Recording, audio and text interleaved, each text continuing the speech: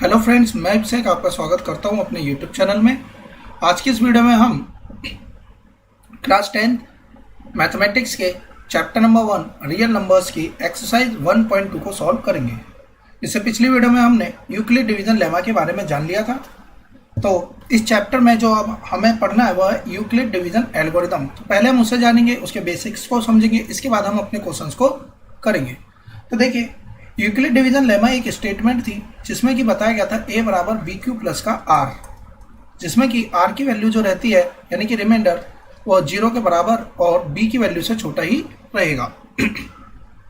लेकिन जो Euclid division algorithm है वह बेसिकली किस चीज़ के लिए बताई जाती है, उससे हम क्या फाइंड आउट करते हैं, एचसीएफ फाइंड आउट करते हैं। यानी कि यह उसकी एप्लीकेशन हो गई। जब हम एचसीएफ को फाइंड आउट करते हैं तो इसमें एक इक्वेशन इसकी जैसी बहुत सारी सीरीज ऑफ इक्वेशन बनती हैं और लास्ट में जाकर जहाँ पर कि हमारा रिमाइंडर 0 के बराबर आ जाता है, उस केस में b की वैल्यू हमारी किसके बराबर आ जाती है, एचसीएफ के बराबर आ जाती है। पहले एग्जांपल लेके इसे समझते हैं। जैसे कि मानिए कि यहाँ पर लिखा हुआ 49 और हमें इसे डिवाइड करना है 3 से। तो अगर हम इसे डिवाइड करेंगे 3 से तो देखिए यहाँ पे 3 आएगा 1 9 3 6 18 और यहाँ पर जो वैल्यू बनेगी वह 3 बन जाएगी। सॉरी, यहाँ पर क्या बनेगी, यह कुछ इस तरीके से 1 यहाँ पर आ जाएगा। अब अगर हम इसे 3 से डिवाइड करेंगे तो देखिए 3 1 3 और इस तरीके से यहाँ पर वैल्यू आ गई। तो ये हमारा क्या बन जाता है, एचसीएफ बन जाता है। एचसीएफ बेसिकली होता क्या है, तो HCF is highest common factor, यानी कि दो नंबर के बीच में या दो से अधिक नंबर होते हैं, इनमें से हमें पहले तो फैक्टर निकालना है, फिर उसमें से कॉमन ढूंढने हैं और उन कॉमन में भी जो हाईएस्ट होगा वही हमारा एचसीएफ के बराबर होगा। जैसे कि हमने यहाँ पे एग्जांपल ले लिया, सपोज करिए यहाँ पर कुछ इस तरीके से 9 5 जा 45, रिमाइंडर बचा यहाँ पर 2। अब इस 2 से हम किसे डिवाइड करेंगे, इस 5 को, और 2 2 जा 4।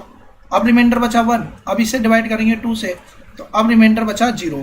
तो जब तक हम इसे करते चले जाते हैं जब तक कि 0 नहीं आ जाता रिमाइंडर, और लास्ट वाले के टाइम में जो डिवाइजर बचता है वही हमारा एचसीएफ के बराबर हो जाता है। यानी कि 5 और 47 का जो एचसीएफ है वह कैसे 1 बनेगा, इसे समझते हैं। देखिए, इसके फैक्टर की बात करें तो 1 और 5, 47 अपने आप में प्राइम नंबर है तो इसका भी फैक्टर 47 और 1 ही रहेगा। तो हमें इसमें कॉमन ढूंढना है फैक्टर, तो देखिए कॉमन भी 1 है और हाईएस्ट भी इसमें फिर 1 ही रह गया। तो बेसिकली यह था हमारा जब हम इसे लॉन्ग डिवीजन मेथड से एचसीएफ निकालते हैं। लेकिन इसी चीज़ को जब हम स्टेटमेंट की फॉर्म में सीरीज बाय सीरीज लिखेंगे तो यह बन जाता है हमारा यूक्लिड डिवीजन एल्गोरिदम।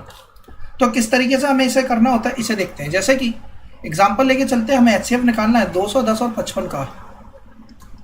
एक बार इसे हम इस लॉन्ग डिवीजन मेथड से करके देखते हैं और फिर इसी को हम सीरीज की फॉर्म में कैसे रिप्रेजेंट करेंगे इसे हम देखेंगे। तो देखिए, हमने क्या करा, 55 को 210 से डिवाइड करके यहाँ पर एचसीएफ निकालने की कोशिश करते हैं। तो 55 3 टाइम में कटेगा, यहाँ पर बनेगा 165 आएगा, और जब हम इसे माइनस कर देंगे तो यहाँ पर बचेगा 45। अब इस 45 को हमें यहाँ पर लिखना है और 55 को यहाँ पर करेंगे। 45 इंटू का 1 45, रिमाइंडर बचेगा 10। देखिए, हर केस में रिमाइंडर हमेशा डिवाइजर से छोटा ही आएगा। अब इसे अगेन 45 से डिवाइड करेंगे, सॉरी 10 से डिवाइड करेंगे। 45 को 4 टाइम्स में कटेगा, यहाँ 40 आएगा, रिमाइंडर बचा 5। अगेन इसे जब तक करते रहेंगे जब तक कि रिमाइंडर क्या ना आ जाए, हमारा 0 के बराबर ना आ जाए। तो ये जो बना यह हमारा बेसिकली एचसीएफ के बराबर होगा। तो इसी चीज़ को अब हम सीरीज में यानी कि सॉरी इस फॉर्म में कैसे लिखेंगे इसे हमें बताना है। तो देखिए, according to Euclid division lemma 210 can be written as 55 यानी b इंटू का क्यूब प्लस का r, where r is not equals to 0। जब तक r 0 के बराबर नहीं आएगा तब तक यह सीरीज इसी तरीके से चलती रहेगी। इसके बाद क्या करना है, हमें अगेन इसमें यूक्लिड डिवीजन लेमा लगाना है, लेकिन इस बार b की वैल्यू सॉरी a की वैल्यू कितनी हो जाएगी, 55 के बराबर होगी, और जो b रहेगा वो हमारा 45 हो जाएगा, और इसके बाद में q की वैल्यू 1 रहेगी और r की वैल्यू यहाँ पर 10 रहेगी। अगेन हमने देखा r 0 के बराबर नहीं है। अब यहाँ पे फिर से 45 को यहाँ लिखेंगे, रिमाइंडर को 10 को यहाँ पे लिखेंगे, 4 से मल्टीप्लाई करिए हमने और रिमाइंडर कितना आया 5, क्योंकि यहाँ भी r की वैल्यू 0 के बराबर नहीं है, यानी एक बार और इसे लगाएंगे तो यहाँ 10 आएगा, 5 इंटू 2 आ गया, प्लस का 0 रिमाइंडर आ गया। यहाँ पर 0 के बराबर वैल्यू आ गई है, देयरफॉर b इक्वल्स हमारा किसके हो जाएगा, एचसीएफ के, और b की वैल्यू किसके बराबर आई है हमारी 5 के बराबर। यानी कि इस क्वेश्चन में जो एचसीएफ हो जाएगा वह कितना बनेगा हमारा 5 रहेगा। तो इस तरीके से हमें यहाँ पर रिमाइंडर फाइंड आउट करना है। तो देखिए सबसे पहले या तो हमारे पास में अगर हमें कैलकुलेशन सही तरीके से आती है तो हम इस तरीके से डायरेक्टली रिप्रेजेंट करेंगे, अदरवाइज ये हमें रफ वर्क है, ये हमारे लिए एक तरीके से रफ वर्क है, इसे आप रफ में कीजिएगा और इसके बाद में हम इस तरीके से सीरीज यहाँ पर बना देंगे। अब देखिए इस टाइप से अगर क्वेश्चन आएगा एग्जाम में तो आप बड़े आसानी से कर सकते हैं। अब मैं बात करता हूँ इसके दूसरे टाइप के क्वेश्चन में कि किस टाइप से क्वेश्चन पूछा जाता है। बेसिकली क्वेश्चन इस तरीके से आता है कि HCF निकालिए 81 एंड 237 का, और कहा जाता है कि इसे एक्सप्रेस कीजिए। इसे कैसे एक्सप्रेस करना है? Express it as a linear combination. तो देखिए लीनियर कॉम्बिनेशन में एक्स वाई हमारे पास वेरिएबल रहेंगे, इस कॉम्बिनेशन में रिप्रेजेंट करना है, और वो कॉम्बिनेशन किसका रहेगा? 81 एंड 237 के कॉम्बिनेशन में इसे रिप्रेजेंट करना है। और इसके बाद में बोला यह भी जाता है कि एक्स एंड वाई जो निकल कर आएंगे इसकी वैल्यू क्या रहेगी, और इसके बेसिस पर हमसे पूछा जाता है एक्स प्लस वाई जोड़ने पर क्या आएगा, या कुछ भी क्वेश्चन बना सकता है इसके बाद में। तो पहले तो हमें समझना होगा कि इसे लीनियरली किस तरीके से एक्सप्रेस हम करेंगे। तो देखिए किस तरीके से इसे एक्सप्रेस किया जाएगा। सबसे पहले यहाँ लिखेंगे हम 237। बुक का एग्जाम्पल है इसलिए मैं आपको कैलकुलेशन पार्ट जो है वो डायरेक्टली सॉल्व करके दिखा दूंगा। आप इसे सिर्फ समझने के मतलब से इस वीडियो को देखिएगा कि कॉन्सेप्ट क्या रहता है।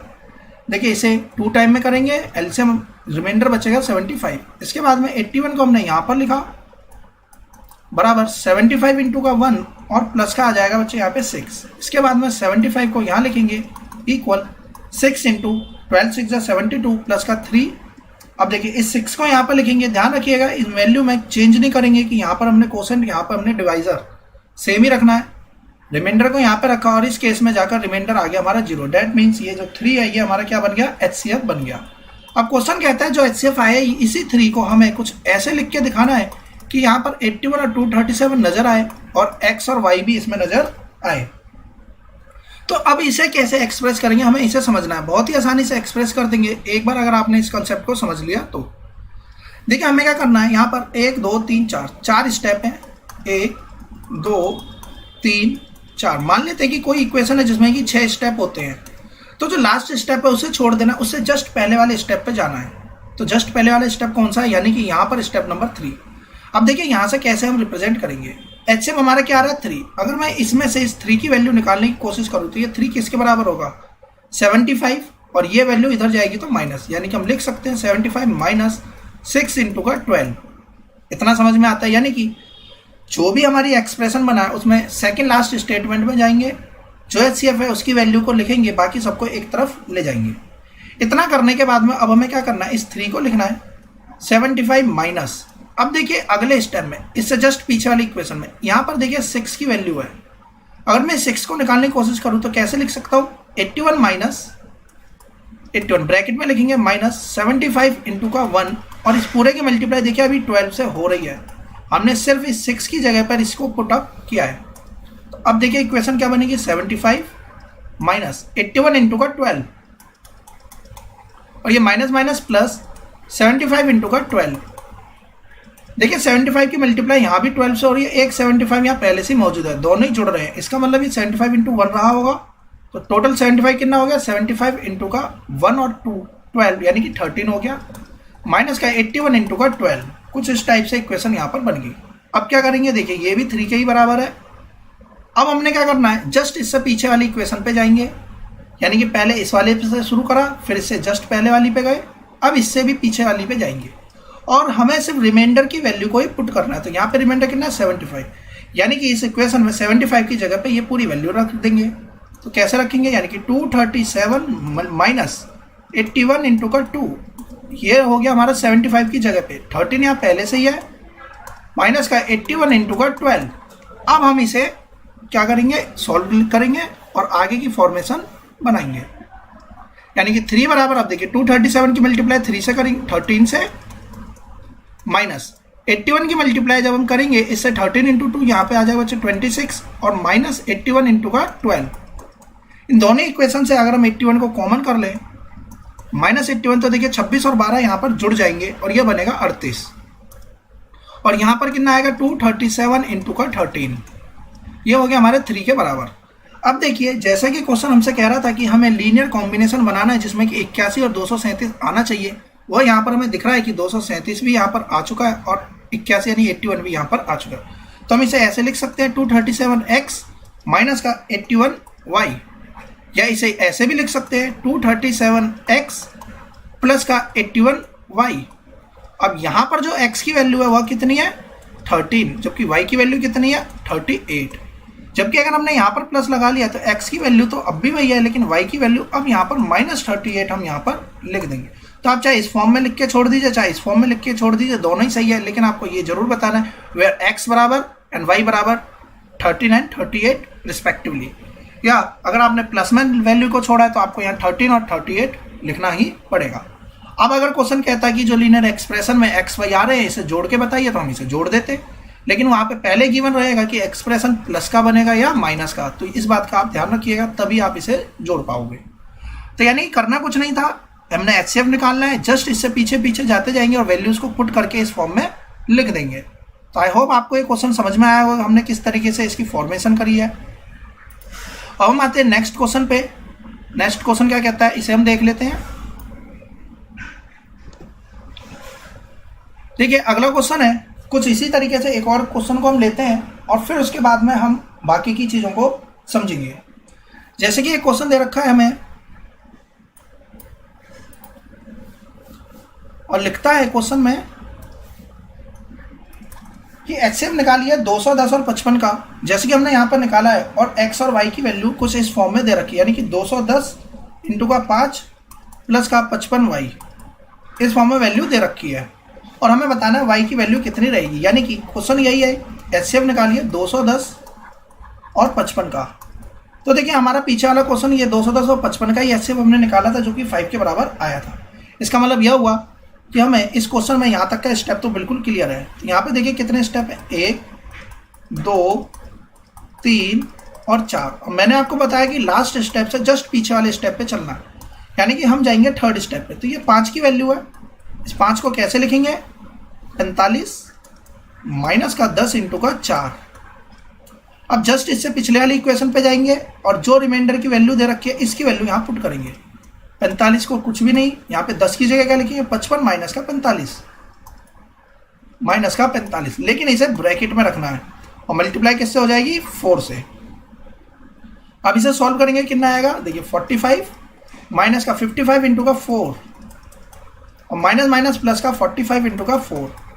देखिए 45 एक बार यहाँ पे, 4 बार यहाँ पे जुड़ेगा और एक बार यहाँ पर, यानी कि 45 कितने गुना हो गया है, 5 गुना हो गया है, माइनस का 55 इंटू का 4। अब चलेंगे जस्ट इससे और ऊपर वाली पे। तो यहाँ पर देखिए 45 की वैल्यू है कितनी है, 210 माइनस 55 इंटू का 3।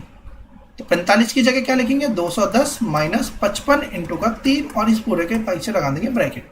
मल्टीप्लाई में 5 था और यहाँ पर भी 55 इंटू का 4 गिवन है। अब देखिए 210 की मल्टीप्लाई करते हैं 5 से, माइनस की इसकी मल्टीप्लाई करेंगे तो देखिए यहाँ पर क्या है, 55 की मल्टीप्लाई 15 से और माइनस 55 की मल्टीप्लाई 4 से। तो कुछ इस तरीके से आएगा। अब यदि इस तरीके से आ रहा है तो यहाँ पर देखिए 210 इंटू का 5 माइनस का, अगर हमने 55 यहाँ कॉमन कर लिया तो यहाँ पे कितना बचेगा, 15 और 4 19 आ जाएगा। तो अगर हमें फॉर्मेशन पूछी जाए कुछ इस टाइप से, 210 इंटू का 5 प्लस का 55 इंटू का y, तो मुझे इसे प्लस में बनाना है। तो प्लस में कैसे बनेगा, 210 इंटू का 5 यहाँ गिवन है, इसे प्लस बना देते हैं और 19 को साथ में या माइनस का 19 लिख देते हैं। अब देखिए इक्वेशन ठीक इसी फॉर्म में लिखी गई है, जिसमें y की वैल्यू हम इक्वेट करेंगे तो y की वैल्यू कितनी नजर आ रही है हमें, माइनस का 19। तो आंसर कितना हो जाएगा, माइनस 19 यहाँ से हमारा आंसर बन जाएगा। तो देखिए हमें पहले फॉर्मेशन निकालनी है, उसके बाद हम इसे सॉल्व कर देंगे और हमारा आंसर निकल कर आ जाएगा। वैसे इस क्वेश्चन को हम डायरेक्टली भी सॉल्व कर सकते थे कि हमारे पास में ये इक्वेशन दे रखी है, 210 इंटू का 5 बराबर 55 इंटू का y, यानी कि 210 इंटू का 5 बराबर प्लस 55 इंटू का y किसके बराबर है, ये हमारे क्वेश्चन में HCF के बराबर है, यानी कि 5 के बराबर। अगर हम यहाँ से भी y की वैल्यू निकालने की कोशिश करें तो माइनस 19 ही आएगी। तो चाहे फॉर्मेशन करके निकालिए, लीनियर इक्वेशन बना के, चाहे आप इस तरीके से निकालिए, दोनों ही आंसर आपके करेक्ट होंगे। तो इस तरीके से हमें इन क्वेश्चंस को सॉल्व करना है। अब हम चलते हैं अगले टाइप के क्वेश्चंस पे, जिसमें कि हमें सीखना है HCF LCM में और क्या हमारे पास में वैरायटीज हो सकती है क्वेश्चंस की। तो देखिए अब इनमें जो क्वेश्चंस बनते हैं वह है हमारे वर्ड प्रॉब्लम वाले। बेसिकली होता क्या है, जब हम वर्ड प्रॉब्लम वाले क्वेश्चंस को पढ़ते हैं तो हमें समझ में नहीं आता कि ये क्वेश्चन LCM का है या HCF का है। क्वेश्चन बोलता है कि लार्जेस्ट नंबर बताइए और हम निकालने लग जाते हैं LCM, जबकि वो होता है लीस्ट कॉमन मल्टीप्लायर। तो ऐसा किस वजह से होता है? तो इस समझ को अगर हमने डेवलप कर लिया कि एलसीएम एचसीएफ में डिफरेंस क्या है, तब हम इन टाइप्स के क्वेश्चन को आसानी से सॉल्व कर पाएंगे। देखिए कहता है, क्वेश्चन है, मैं आपको क्वेश्चन रीड करके बताता हूँ। अ स्वीट सेलर हैज 420 काजू बर्फीज। एक स्वीट सेलर है यानी कि मिठाई की दुकान वाला है जिसके पास में 420 काजू की बर्फी है, और कहता है 130 बादाम की बर्फी है, यानी कि बर्फी तो है लेकिन 130 बादाम बर्फी है, 420 काजू की बर्फी है। She wants to stack them in such a way, वह इसके क्या बनाना चाहती है, इस तरीके से रखना चाहती है, किसी भी तरीके से अरेंजमेंट। अब कहते क्या है, अरेंजमेंट उसकी ऐसी है, she wants to stack them in such a way that each stack has the same number, यानी कि हर एक स्टैक में, यानी कि जितनी भी हम यहाँ पर लाइन क्रिएट करेंगे वो सेम ही होनी चाहिए, यानी कि एक जैसी लाइन होनी चाहिए।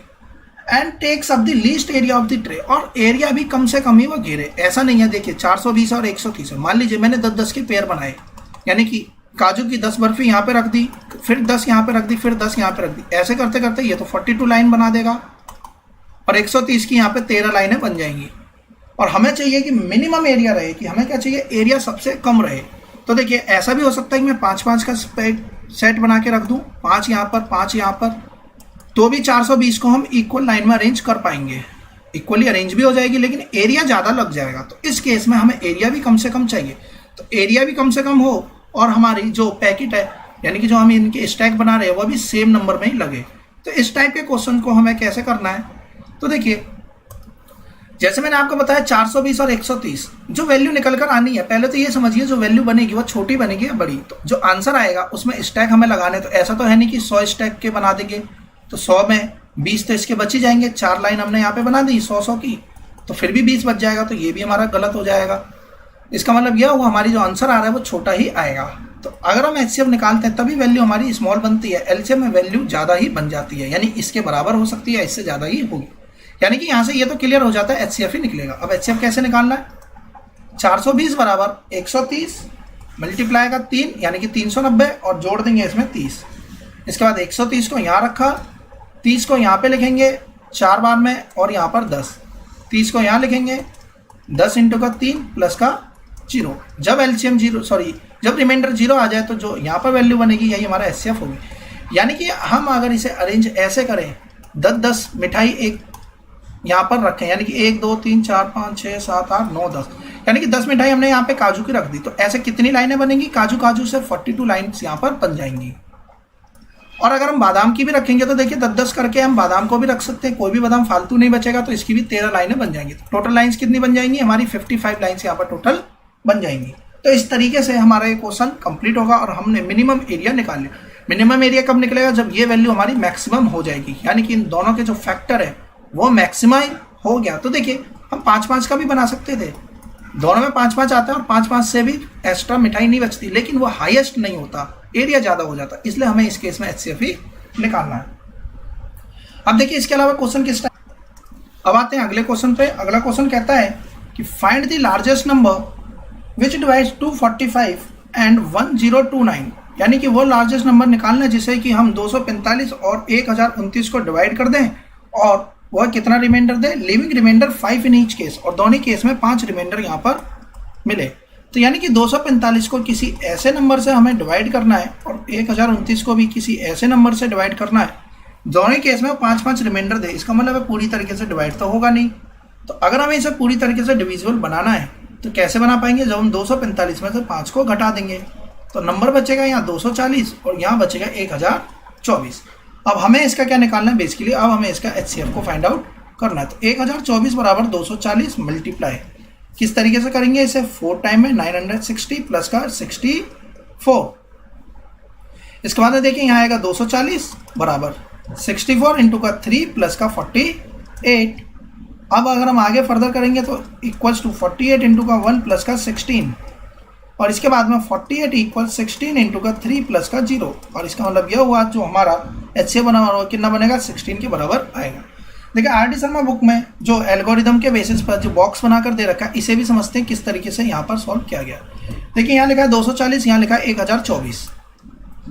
जब हमने इसको 4 टाइम्स में करेंगे तो कितना आएगा वैल्यू, यहाँ पर 960।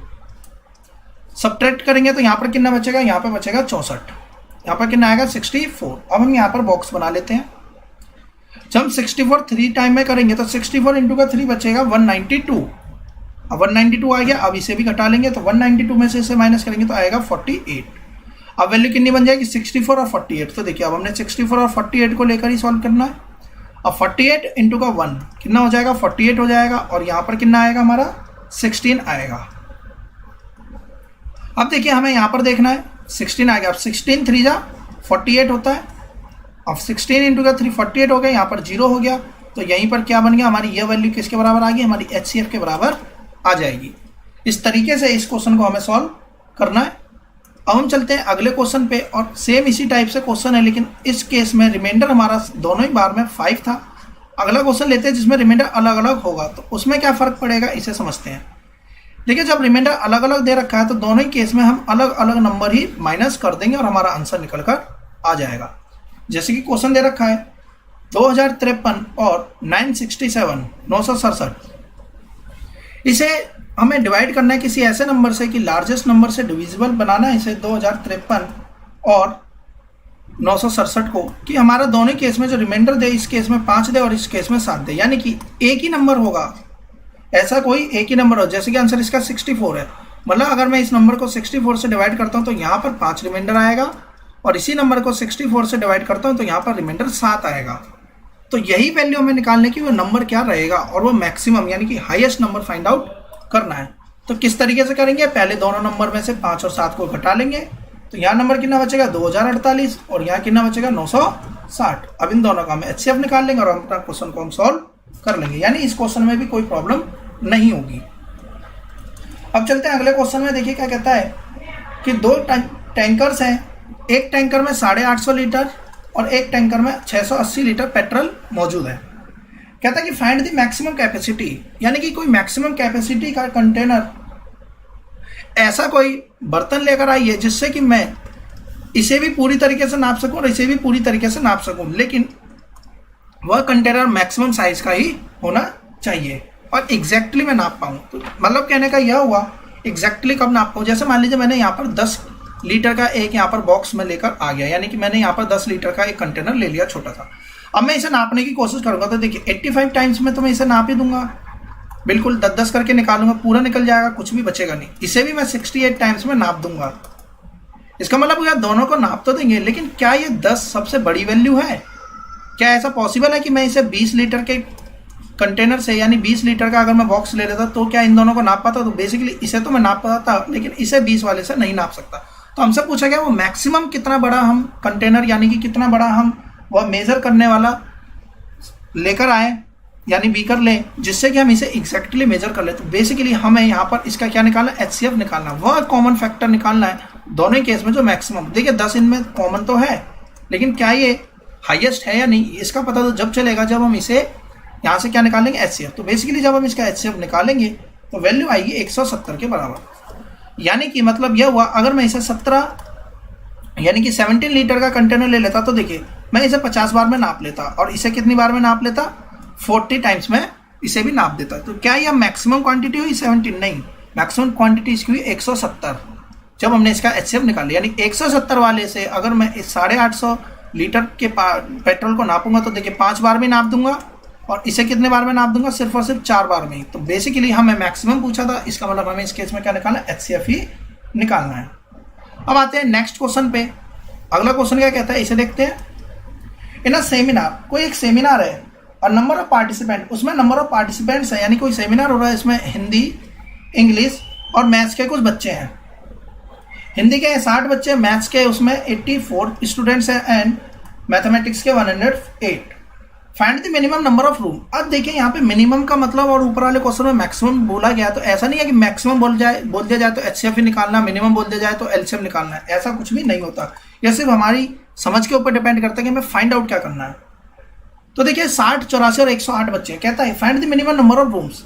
कम से कम संख्या बताइए रूम्स की, यानी हमें रूम्स की संख्या निकालनी, किस चीज़ के लिए, required in each room the same number of participant to be seated and all of them being of the same subject। कहता है कि हमें क्या करना है, रूम की हमें मिनिमम रूम चाहिए। मान लेते हैं कि हम किसी होटल में जाते हैं और हमसे बोला जाता है कि हमारे पास में इतने बच्चे हैं और कहा जाता है कि इनकी आपस में लड़ाई हो रखी है, या हम ये कहें कि ये दोनों आपस में एक रूम में नहीं बैठ सकते हैं, कि क्योंकि इनके ग्रुप अलग अलग हैं, ऐसा मान लेते हैं। तो इसका मतलब यह हिंदी वाले बच्चे हिंदी वाले भी रूम में बैठेंगे, इंग्लिश वाले इंग्लिश में और मैथ्स वाले मैथ्स में ही बैठेंगे। और ऐसा भी नहीं है कि मैं इनके लिए 60 बच्चे हैं तो मैं इनके लिए 5 रूम बुक कर दूं और इनके लिए 8 रूम बुक कर दूं। कहने का मतलब ये कि हमें रूम तो बुक करने हैं लेकिन हर एक रूम में इक्वल बच्चे ही बिठाने हैं, इक्वल स्टूडेंट्स ही होने चाहिए। यानी कि अगर मैं हिंदी के लिए 6 रूम लेता तो हर एक रूम में 10-10 बच्चे आ जाएंगे। तो मतलब यह हुआ कि 10 से ज़्यादा बच्चे मुझे इंग्लिश वाले रूम में भी 10 ही 10 बिठाने हैं। लेकिन इस हिसाब से 8 रूम ले लूँगा, बिल्कुल सही है। लेकिन जब हम देख रहे हैं यहाँ बच्चे तो 84 हैं, 4 बच्चों के लिए 1 रूम लेंगे एक्स्ट्रा, तो यहाँ पर हमें एक्स्ट्रा पे करना पड़ेगा। इसका मतलब हम ऐसा नहीं कर सकते, हमें इक्वल नंबर ऑफ स्टूडेंट्स भी चाहिए और मिनिमम नंबर ऑफ रूम्स भी चाहिए। इसका मतलब है इन तीनों ही नंबर का ऐसा कॉमन फैक्टर हमें ढूंढना है जो कि सबसे बड़ा हो। अगर हमें सबसे बड़ा फैक्टर मिल जाएगा तभी हमारे पास में रूम की संख्या सबसे कम आएगी।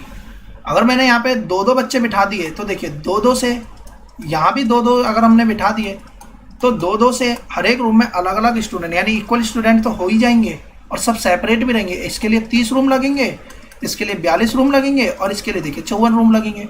लेकिन हमसे बोला जा रहा है रूम की संख्या मिनिमम चाहिए। तो यह मिनिमम जब होगी जब ये वैल्यू मैक्सिमम हो जाए, यानी जो रूम में हम बच्चे बिठा रहे हैं 2 की बजाय 4-4 बिठाएं तो हमारे रूम की संख्या कम हो जाएगी, अलग अलग भी रहेंगे और सेपरेट भी रहेंगे और सेम क्वांटिटी भी रहेगी। इसका मतलब हमें क्या निकालना है, इस केस में भी HCF ही फाइंड आउट करना है। तो देखिए जब हम 60, 84 और 108 का HCF निकालेंगे तो देखिए पहले निकालते हैं 60 और 84 का HCF। तो यहाँ लिखते हैं 60 और यहाँ लिखते हैं 84, किसी भी मेथड से निकाल लीजिए। देखिए 61 या 60 हो जाएगा, यहाँ पर बचेगा 14, सॉरी यहाँ पर बचेगा 24। अब 24 की मल्टीप्लाई जब यहाँ करेंगे तो देखिए 2 टाइम में 48 आएगा, यहाँ बचेगा 12, 12 टू 24 आ गया। जहाँ पर 0 आ गया तो जो बच जाती वैल्यू वही इसकी HCF है। लेकिन अगर हमने आ रहा है HCF तो जब 12 होता है जब यहाँ पर 2 ही वैल्यू रहती है, क्योंकि यहाँ पे तीसरी वैल्यू है। तो अब हम 12 और 108 को भी सॉल्व करेंगे। तो हम जानते हैं कि 12 9 जब 108 होता है तो यहाँ से ये वैल्यू 0 के बराबर आ गई, यानी कि HCF भी इस केस में 12 ही रहेगा। इसका मतलब यह हुआ कि हमें जो बच्चे बिठाने हैं हर एक रूम में मैक्सिमम वो हम 12-12 बच्चे सब में प्लेस कर सकते हैं। तो अगर मैंने 12 बच्चे इस रूम में बिठाए तो देखिए 12-12 के कितने रूम बनेंगे, यहाँ पर 5 रूम यहाँ पर बनेंगे। देखिए रूम की संख्या मिनिमम करनी थी यानी बच्चों की संख्या मैक्सिमम करनी पड़ेगी, इसलिए हमने यहाँ पर HCF निकाला। जब 12-12 बच्चे यहाँ बिठाएंगे तो 7 बच्चे यहाँ पर भी आएंगे, 7 रूम यहाँ पर भी लगेंगे और 9 रूम यहाँ पर भी लगेंगे। तो इस तरीके से रूम्स की संख्या हम यहाँ से मैक्सिमम निकाल सकते हैं। Total minimum number of rooms कितने लगे हमारे, 9 और 5 14, 14 और 7 21, यानी कि मिनिमम 21 रूम्स में टोटल बच्चे फिल्ड हो गए और हर एक बच्चा इक्वल अमाउंट में, यानी कि हर एक रूम में बराबर बराबर बच्चे गए और वह सेपरेट भी रहेंगे, यानी कि यह ग्रुप इससे मिक्सअप नहीं हो रहा है किसी भी रूम में। तो इस तरीके से हमें यहाँ पर भी क्या निकालना पड़ा, HCF ही निकालना पड़ा। सो आई होप आपको समझ में आया होगा किस टाइप से हम इन क्वेश्चंस को करते हैं। अब हम इसके एक्सरसाइज को कंप्लीट करेंगे, जिसमें कि मैंने एक्सरसाइज के क्वेश्चंस की यहाँ पर पहले से PDF में निकाल रखा है, ताकि हम कम से कम टाइम में ज़्यादा से ज़्यादा यूटिलाइज कर सकें और इन क्वेश्चंस को समझ सकें। तो बेसिकली HCF आपको निकालना था, तो ये सिंपल इसी बेसिस पर हो जाएगा कि हमें यूक्लिड डिवीजन लेमा के बेसिस पर जब तक सॉल्व करना है जब तक कि रिमाइंडर 0 के बराबर ना आ जाए। तो इस टाइप के क्वेश्चंस को सॉल्व करने में कोई प्रॉब्लम नहीं। हाँ, लिखना किस तरीके से, तो हम यहाँ लिखेंगे by applying Euclid division lemma, इस तरीके से रिप्रेजेंट करेंगे। रिमाइंडर जब तक 0 नहीं आ रहा, again apply lemma with 18 and 6। तो अगेन जब तक हम 0 नहीं आ जाता, जहाँ पर 0 आज हम लिख देंगे HCF इज 6। इस तरीके से इन क्वेश्चंस को हम सॉल्व कर लेंगे। आई होप आपको इसमें कोई प्रॉब्लम नहीं आएगी। नेक्स्ट क्वेश्चन पे आते हैं 135 और 255। यहाँ पर भी यूक्लिड डिवीजन एल्गोरिदम ही लगाना है। HCF हम इसी तरीके से यहाँ पर भी निकाल लेंगे। अब देखिए यहाँ पर कहता है लीनियर कॉम्बिनेशन में भी एक्सप्रेस कीजिए किसको, इसके HCF को। तो जैसे मैंने आपको बताया प्रीवियस ऊपर वाली वैल्यूज की तरफ जाते हैं उसी तरीके से करेंगे। जैसे कि देखिए पहली इक्वेशन, दूसरी इक्वेशन और यहाँ पर अच्छे तीसरी इक्वेशन और लास्ट। मैंने आपको बताया लास्ट से एक जस्ट पहले वाली पर जाइए। तो 9 है HCF, तो 9 बराबर किसके हो जाएगा, 45 - 36 इंटू का 1। अब इससे जस्ट पीछे वाली पे जाएंगे, इस 36 की वैल्यू को यहाँ पुट ऑफ कर देंगे। तो देखिए यहाँ पुट कर दिया, मल्टीप्लाई करके इस तरीके से लिख देंगे। 45 यहाँ पर देखिए एक बार मल्टीप्लाई, यहाँ पर 6 बार, तो टोटल कितनी बार हो गया, 7 बार। और यहाँ पे 306 इंटू का 1। अब हमने 36 की वैल्यू भी पुट कर ली, पहले 9 की फिर 36 की, अब रहेगा 45 की। जब हम यहाँ 45 की वैल्यू पुट करेंगे तो इस वैल्यू को माइनस में ले जाएंगे। हमने इस तरीके से रिप्रेजेंट कर दिया और लास्ट में जाकर इसका हमें ध्यान रखना है कि यहाँ साइन प्लस में रखना है या माइनस में। तो देखिए माइनस और ये माइनस क्या बना देगा, यहाँ पर प्लस बना देगा, तो हमारा ये लीनियर फॉर्म में आ जाएगा। तो लीनियर फॉर्म में कैसे आना है ये मैं आपको समझा चुका हूँ। तो इस तरीके से आप इसे लीनियर फॉर्म में ला देंगे। अब देखिए क्वेश्चन कहता है फाइंड द लार्जेस्ट नंबर बताइए जिससे डिवाइड किया जाए, विच डिवाइड, जो डिवाइड कर दे 615 963 को और रिमाइंडर कितना दे, 6 ही दे। यानी कि वो मैक्सिमम नंबर हमसे पूछ रहा है और दोनों केस में रिमाइंडर कितना दे, 6। रिमाइंडर जब तक 6 है तब तक हम एचसीएफ नहीं निकाल सकते, तो रिमाइंडर को पहले हमें यहाँ से हटाना पड़ेगा, जिसके लिए हम इन नंबर में से पहले दोनों में से 6 माइनस कर देंगे, फिर हम इसका एचसीएफ निकाल देंगे, हमारा आंसर आ जाएगा। देखिए 408 और 1032 का जो एचसीएफ है उसे हम इस फॉर्म में एक्सप्रेस कर सकते हैं और हमें यहाँ से एम की वैल्यू निकालनी है। तो जरूरी नहीं है कि हम लीनियर कॉम्बिनेशन से चले। मान लेते हैं कि इसका एचसीएफ देखिए कितना आ रहा है, 24 बन रहा है, तो हम इसकी वैल्यू को 24 के बराबर भी रख सकते हैं।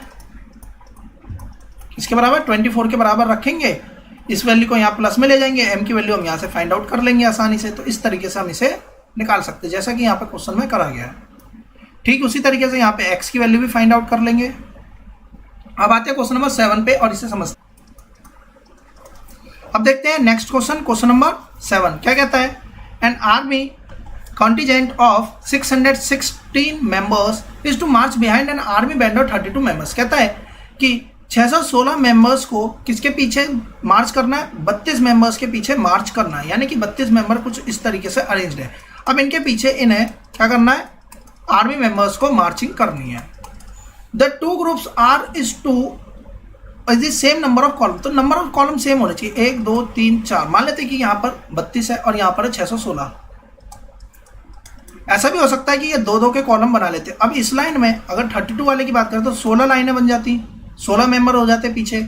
और इस वाले के केस में बात करें तो हमें पता है 308 आर्मी के मेंबर्स यहाँ पर इसके पीछे आ जाते हैं। तो देखिए हमें पता, इससे तो बहुत ज़्यादा लंबी लाइन हो जाएगी, लेकिन हमसे क्या बोला जा रहा है कि मैक्सिमम नंबर ऑफ कॉलम्स यहाँ पर बनने चाहिए। मैक्सिमम कॉलम तो जब बनेंगे जब हम यहाँ पर मैक्सिमम कॉलम को क्रिएट कर दें। यानी कि मैक्सिमम कितने कॉलम, जैसे कि यहाँ 32 है, अगर मैं यहाँ पर 8 के कॉलम बना देता हूँ तो देखिए 4 कॉलम बनेंगे और हर एक कॉलम में 4 यहाँ पर क्या रहेंगे, मेंबर्स रहेंगे। तो इस तरीके से 32 वाला तो हो जाएगा। लेकिन जब हम 616 वाले की बात करेंगे तो यहाँ पर भी 4 ही कॉलम होने चाहिए और पीछे मेंबर भले ही कितने भी हों। और हम जानते हैं कि आर्मी के इनके केस में जो ग्रुपिंग बनती है यानी कि जो परेड होती है उसमें same number of army members ही होंगे। तो हमें ये भी चीज़ देखनी है कि मेंबर्स जो होने चाहिए वो भी सेम रहे और मैक्सिमम नंबर यहाँ पर कॉलम में आने चाहिए। तो इसका मतलब इस क्वेश्चन में हम किस तरीके से सॉल्व करेंगे, हमें यहाँ पर क्या निकालना होगा, इसका एचसीएफ निकालना पड़ेगा। तो जब हम इसका एचसीएफ निकाल लेंगे तो हमारा एचसीएफ का वैल्यू कितनी आएगी, 8 आ जाएगी। एचसीएफ क्यों निकाला ये हमने समझ लिया कि हमें हाईएस्ट क्या चाहिए, कॉलम चाहिए। तो उसमें जितना ज़्यादा कॉलम रहेगा उसमें नंबर ऑफ मेंबर्स हर एक कॉलम में उतने कम कम होते जाएंगे। तो हमने देख लिया 8 कॉलम यहाँ पर बनेंगे, 1 2 3 4 5 6 7 8 और हर एक कॉलम में, क्योंकि 32 वाले के लिए 4 रहेंगे और इसके जस्ट पीछे 616 मेंबर है तो वो भी इन्हीं 8 कॉलम के पीछे एक तरीके से अरेंज हो जाएंगे और इक्वल नंबर ऑफ मेंबर्स हर एक कॉलम में ही रहेंगे। इसके अलावा कोई और अरेंजमेंट इसमें पॉसिबल नहीं है जिसमें कि कॉलम की संख्या मैक्सिमम हो। हाँ, हम 8 से कम वाले कॉलम बना सकते थे तब भी इक्वल हो जाता, लेकिन मैक्सिमम हमें कॉलम जो चाहिए वो 8 ही चाहिए। इसके बाद देखिए 120 लीटर ऑफ ऑयल और 180 litre of another and 240 litres of third kind. हमें इन्हें मिक्स करना है, sorry he want to sell the oil, इस ऑयल को इन्हें बेचना है। लेकिन the 3 kinds of the oil in a tin of equal capacity, what will be the greatest capacity of such a tin.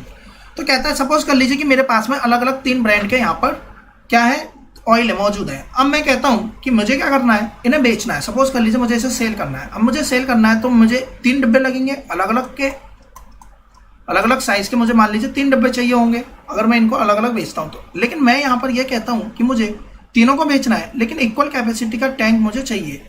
यानी कि इक्वल कैपेसिटी का वो टैंक चाहिए जिससे कि मैं इसे भी मेजर कर लूँ, इसे भी और इसे भी। इसका मतलब इस केस में हम क्या निकालेंगे, एचसीएफ इसमें निकालेंगे। देखिए एचसीएफ निकल कर आया 60, यानी कि अगर मैं 60 लीटर का यहाँ पर कैपेसिटी का कोई टैंक टिन ले लेता हूँ, यानी कि वह बर्तन ले लेता हूँ, तो मैं इसे 2 ही बार में, यानी कि 2 बर्तनों में ये पूरी तरीके से आ जाएगा, 3 बार में इसे बेच दूंगा और 4 बार में मैं इसे बेच दूंगा। तो क्वांटिटी मेरी कितनी बनेगी, 60 लीटर की वहाँ पर कैपेसिटी वाला मुझे टिन चाहिए होगा। सो अब आ जाते हैं इस तरीके से अब हम नेक्स्ट क्वेश्चन की बात करते हैं। During a sale colour pencil were being sold in packs of 24 each and crayon in a pack of 32 each. यानी कि जो पेंसिल है कलर पेंसिल वो 24 के पैकेट में और ये वाली 32 के पैकेट में बिक रही है। If you want full PACS, अब बोला जा रहा है कि दुकानदार कहता है कि हमारे घर में बोला गया, सपोज कर लीजिए घर वालों ने यह कहा है कि इक्वल नंबर ऑफ पेंसिल और क्रेयॉन होने चाहिए, यानी कि क्रेयॉन और पेंसिल दोनों ही बराबर बराबर होनी चाहिए। ठीक है, हम दोनों ही बराबर बराबर कर लेंगे। कहता है कि if you want full pack of both, और मुझे दोनों के पैकेट पूरे पूरे चाहिए। ऐसा नहीं कि मैं इसमें कह दूं मुझे 30 इसमें से दे दो और 2 इसमें से निकाल लो, ऐसा नहीं करना। पैकेट भी पूरे पूरे चाहिए और संख्या भी बराबर ही होनी चाहिए। तो हमसे पूछा जा रहा है हम ऐसे कितने पैकेट लेंगे। तो अब मुझे बताइए, और मुझे नंबर ऑफ पैकेट्स चाहिए, तो ऐसा तो है नहीं कि एक ही पैकेट से काम बन जाएगा। इसका मतलब पैकेट की संख्या ज़्यादा होगी, और यदि पैकेट की संख्या ज़्यादा होगी इसका मतलब इस केस में मुझे एलसीएम निकालने की आवश्यकता पड़ेगी, तभी जाकर। जैसे कि मान लीजिए 24 और यहाँ पर है 32, अगर मैंने इसका 2 पैकेट मांगे तो यहाँ पे 48 हो जाएंगे। इसके 2 पैकेट लूंगा तो यहाँ पे सिर्फ 64 होंगे। क्या नंबर बराबर हुए? नहीं, लेकिन पैकेट की संख्या बराबर है। लेकिन अगर वहीं पर अगर मैं इसके 3 पैकेट ले लेता हूँ तो देखिए यहाँ पर हो जाएंगे 72, जबकि इसके 3 पैकेट लेने पर यहाँ पर कितना बनेगा? 96। तो क्या यहाँ पर वैल्यू बराबर हुई? बिल्कुल भी नहीं हुई। लेकिन अगर मैं इसके 24 के यहाँ पे 4 पैकेट ले लेता, अगर मैंने इसके 4 पैकेट ले लिए तो देखिए यहाँ पर तो 96 बन गया और यहाँ पर भी 96 बन गया। क्या मैंने इस डिब्बे को खुलवाया? बिल्कुल भी नहीं, डिब्बे को खुलवाने की जरूरत नहीं पड़ी और इक्वल नंबर्स ऑफ पेंसिल और क्रेयॉन ले लिए। हाँ, ये जरूर हुआ कि मैंने पेंसिल के डिब्बे 4 ले लिए और इसके डिब्बे क्रेयॉन के डिब्बे मैंने 3 लिए। तो इसका मतलब यह हुआ इस केस में जो हम यहाँ पे कर रहे हैं मल्टीप्लाई, इसका मतलब यहाँ से हमने क्या निकालने की कोशिश करी? मल्टीप्लायर, कॉमन मल्टीप्लायर जो दोनों में कॉमन हो और सबसे छोटा हो। 96 मेरा करेक्ट आंसर बनेगा। इस तरीके से हम यहाँ पर अपने आंसर निकालेंगे, यानी कि मुझे क्या निकालना था इस केस में? एलसीएम निकालना था। अब आते हैं क्वेश्चन नंबर 10 पे। क्वेश्चन नंबर 10 क्या कहता है? देखिए 144 cartoon of the Coke can and 90 cartoon of the Pepsi can stacked in a canteen. हमसे पूछा जा रहा है सेम हाइट होगी और सेम ड्रिंक वाले होंगे, जैसा कि हमने इससे पहला क्वेश्चन करा था जिसमें कि बर्फी वाला एग्जांपल लिया था। हमें मैक्सिमम हाइट के चाहिए थी बर्फी और अलग अलग ही होनी चाहिए। तो इस केस में हम इसका क्या निकालेंगे? बेसिकली एचसीएफ ही निकालना है। तो हमने यहाँ पे एचसीएफ निकाल दिया। देखिए ग्रेटेस्ट नंबर और लार्जेस्ट नंबर एक ही बात है।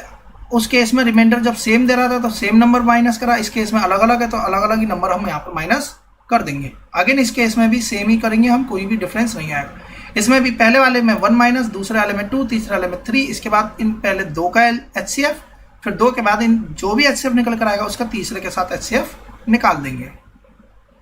यह भी क्वेश्चन सेम है, ये भी सेम क्वेश्चन है।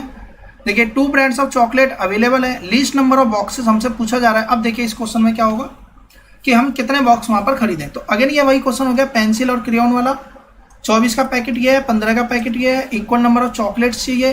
तो देखिए इक्वल नंबर ऑफ चॉकलेट्स तो जब होगी जब इन दोनों के क्या निकालने हम मल्टीप्लायर सेम कर दें, यानी कि इनकी वैल्यू सेम हो जाए। तो सेम कहाँ पर जाकर होगी? 120 पे जाकर सेम होगी। यानी कि 120 के लिए इन दोनों के पैकेट कितने कितने लगेंगे? 120 को 24 से डिवाइड कर देंगे तो 5 पैकेट इसके लगेंगे चॉकलेट ब्रांड के और 8 पैकेट इसके लगेंगे और दोनों में चॉकलेट की संख्या 120 ही रहेगी। 17th question, a mason has a fit at bathroom with square marble tiles of the largest possible area. यानी कि हमें किसी बाथरूम में फिट करनी है मार्बल टाइल्स जिसका कि एरिया क्या हो? ज़्यादा से ज़्यादा हो। जो साइज है बाथरूम का वह 10 बाय 8 फीट का है। अब देखिए 10 बाय 8 फीट का एरिया है। अब मुझे इसमें टाइल्स को फिक्स करना है। अब what would be the size of the inch of the tile? Inch में हमें साइज बताना है तो इंच का मतलब हो गया 1 फुट में होते हैं 12 इंच। तो पहले इसे फीट को हम 12 इंच में से बदल लेंगे, यानी कि 10 को भी 12 से और 8 को भी 12 से मल्टीप्लाई करेंगे। ऐसा नहीं एक को ही करेंगे, दोनों को 12 से मल्टीप्लाई करना। तो 120 बाय 96 इंच की हमारी क्या हो जाएगी? वह बाथरूम के अंदर जो टाइल बिछानी है उसकी वैल्यू निकलकर डायमेंशन आ जाएगी। हमसे बोला जा रहा है कि साइज क्या रहेगा इंचेस में टाइल का जिसे हमें काटा जाए और ऐसी कितनी टाइल हमें वहाँ पर लगेंगी। इसका मतलब यह हो गया ये 120 तो ये है और 96 ये है। मैं अगर आपको सिंपल तरीके से समझाऊं तो ऐसा समझ लीजिए कि इसकी वैल्यू है 20 और इसकी वैल्यू है 5। तो अब देखिए मेरे से पूछा जा रहा है कि कितनी टाइल यहाँ पर मिनिमम लगेंगी, यानी कि हमारी यहाँ पर कितनी टाइलें लगेंगी। तो देखिए ये 5 है, अगर मैं यहाँ पर 4 टाइल भी लगा दूंगा तो देखिए ये तो 5 है और यहाँ पर ये 4 टाइल लगाऊंगा सेम साइज की, तो यहाँ पर कैसे लगा पाएंगे हम? 5 की यहाँ पर है, 5 यहाँ पर, 5 यहाँ पर, 5 यहाँ पर, 5 ही यहाँ पर और एक बार में यहाँ पर लग जाएगी। या अगर इसे 10 मान लेते तो ऐसी 2 टाइलें लग जाती 5 बाय 5 की। तो 5x5 की देखिए इस तरीके से ये भी पूरा एरिया घेर दिया हमने, इस साइड से भी और इस तरफ से भी घेर दिया, कुछ भी एक्स्ट्रा नहीं बचा। यानी कि हमें इसमें हाईएस्ट नंबर ऑफ टाइल्स निकालनी है, सॉरी हाईएस्ट एरिया अगर हम यहाँ पर लेंगे तभी यह पॉसिबल हो पाएगा। यानी 120 और 96 का हमें क्या निकाल देना है, HCF निकाल देना है। HCF कितना बनेगा 24। यानी कि लार्जेस्ट साइज अगर हम 24 का लेंगे तो 24 के साइज से देखिए होगा क्या, 1 2 3 4 और 5, 1 2 3 4 5। देखिए ये भी 24 है, ये भी 24, ये भी 24, ये भी और ये भी, जोड़ने पर 120 आएगा, कोई भी एरिया नहीं बचेगा। अगर हम यहाँ की बात करें तो ऐसे में कितनी टाइलें प्लेस होंगी, सिर्फ और सिर्फ 4। देखिए 4 को जोड़कर ही 96 के बराबर वैल्यू आ जाएगी। तो ऐसे बिछेंगी 4 और ऐसे बिछेंगी 5। तो यही हमसे पूछा गया था। पेस्ट्री वाला क्वेश्चन अभी हम कर चुके हैं। 150 goats, 140 donkey and 175 cows river के अक्रॉस में ले जानी है। There is only one boat, एक ही नाव है जिस पर कि will have to make many trips, जिस पे हमें बहुत सारी ट्रिप्स ही करनी पड़ेंगी। Lazy boatman has his own condition, उसकी अपनी कुछ कंडीशन है इनको ले जाने के लिए। He insist that he will take the same number of animal, वह एक ही सेम नंबर ऑफ एनिमल को ले जाएगा एवरी टाइम और एक ही टाइप के एनिमल लेकर जाएगा। कहने का मतलब यह हुआ कि जैसे अभी हमने बच्चों वाला क्वेश्चन किया था कि एक ही टाइप के बच्चे एक ही रूम में रहेंगे और सेम नंबर ऑफ बच्चे पहले उसे कर दिए जाएंगे अलग अलग, यानी कि 105, 140, 175। ऐसा मान लीजिए कि उसने 5-5 का ग्रुप बना दिया, 5-5 के ग्रुप वो बना देगा तो क्या वह हर बार सेम नंबर ऑफ एनिमल्स को ले जा पाएगा? बिल्कुल ले जा पाएगा। 21 बार में तो वह इसे ले जा पाएगा और जब यहाँ की बात आएगी तो 28 बार में वह इन्हें भी ले जाएगा। और जब यहाँ की बात करेंगे तो यहाँ पर भी जब हम वैल्यू निकाल लेंगे 5 3 15 25, यानी कि 35 टाइम्स में इसे भी वह ले जाएगा। यानी लेके तो वह कितनी बार जा सकता है, लेकिन उसकी अपनी कंडीशन क्या है कि वह क्या करेगा, सेम नंबर ऑफ एनिमल्स को ले जाएगा। यानी कि अगर वह गॉड को लेके जा रहे तो सिर्फ गॉड को ही बिठाएगा और संख्या भी बराबर ही होनी चाहिए कि वो 5 ही 5 हर बार बिठाएगा। तो वो कहता है कि नेचुरली यह बोला जाएगा कि सबसे ज़्यादा पॉसिबल केसेस कब बनेंगे, तो हमें यह निकालना है मैक्सिमम कितने गॉड को लेके, कितने एनिमल्स को लेके जा सकता है। यानी कि इस केस में हमें क्या निकालना है, इसका HCF ही निकालना है। कैसे मतलब HCF, तो देखिए वह क्या करेगा, ज़्यादा से ज़्यादा जानवर को एक बार में लेकर जाएगा, तभी तो उसे कम से कम ट्रिप करनी पड़ेगी। तो ज़्यादा से ज़्यादा जानवर जब लेकर जाएगा, जब हम इसका क्या निकाल लेंगे, HCF निकाल लेंगे। तो बेसिकली इनका जब HCF निकाला गया तो 35 HCF आया। इसका मतलब क्या हुआ कि वो हर बार में 35 जानवर लेकर जाएगा। देखिए 35 जानवर लेकर जाएगा तो 105 वाले कितनी बार में ले जाएगा, 3 बार में ही वह निपटा देगा। जब इसकी बात करेंगे तो ये 4 बार में इसे कंप्लीट कर देगा। जब इसकी बात करेंगे तो 5 बार में। संख्या कितनी लगी, 5 4 9 10 11 12, यानी टोटल ट्रिप कितनी हुई, 12 वहाँ पर उसकी ट्रिप लगेंगी। और हर ट्रिप में वो कितना जानवर लेके जाएगा, 35। अगर 105 वाले में से लेकर जाएगा तो देखिए 5 बार में वो जानवर लेके जाएगा 35।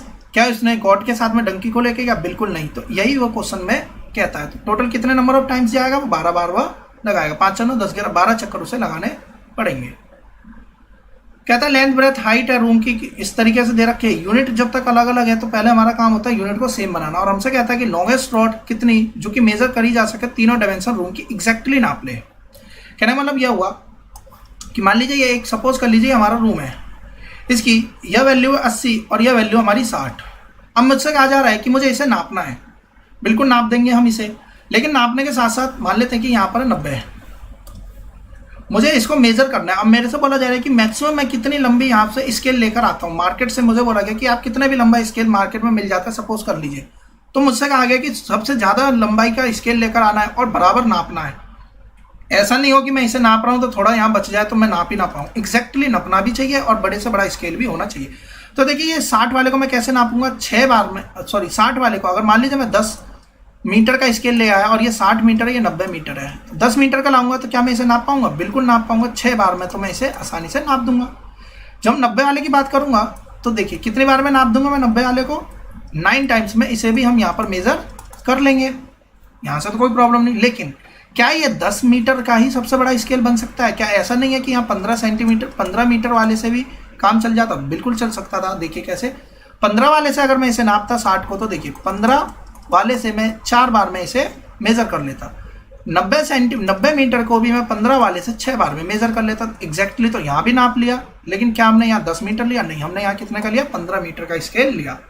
यानी कि जो स्केल लेना है वो हमें मैक्सिमम लेना है। तो मैक्सिमम कब निकलेगा, जब हम इन दोनों का क्या निकाल लें, फैक्टर निकाल लें, और जो कॉमन भी और हाईएस्ट भी, यानी कि इस केस में क्या निकलेगा, HCF निकलेगा। इस केस में देखिए HCF हमें निकालना है और जैसे हमने इसका लीनियर कॉम्बिनेशन बनाया था उस तरीके से एक्स वाई की वैल्यू हम यहाँ पर फाइंड आउट कर लेंगे। सो इस तरीके से एक्सरसाइज 1.2 कंप्लीट हो जाती है। स्टिल इस चैप्टर के 1.2 तक की एक्सरसाइज में आपको कोई डाउट होता है तो मुझे कमेंट बॉक्स में जरूर बताएं, और अगर आपने अब तक मेरे चैनल को सब्सक्राइब नहीं किया तो मेरे चैनल को सब्सक्राइब कर लें, और अगर आपको ये वीडियो पसंद आई हो तो इसे लाइक एंड शेयर करना ना भूलें। Thanks for watching my video. Have a nice day.